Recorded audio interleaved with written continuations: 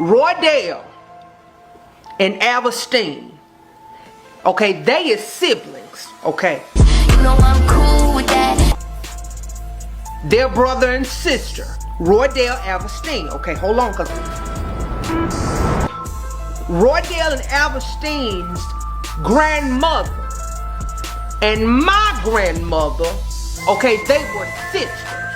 Go back, they don't wanna see us get too okay.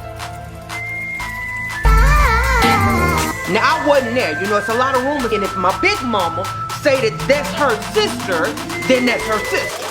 So that make me and Roydell and Avestine, okay, that's from the first second. But that's if they perceive a threat, and what's threatening about my boys? Same grandmother. They my first cousin, you all's second cousin. Okay, now, I'm a little bit back in, okay. Remember when I told you that there was a sound that I heard when I was alone, and there was like, it was like a clicking noise, kind of like the alien from Signs? Roydell and Avestine's cheering. Okay, they cheering with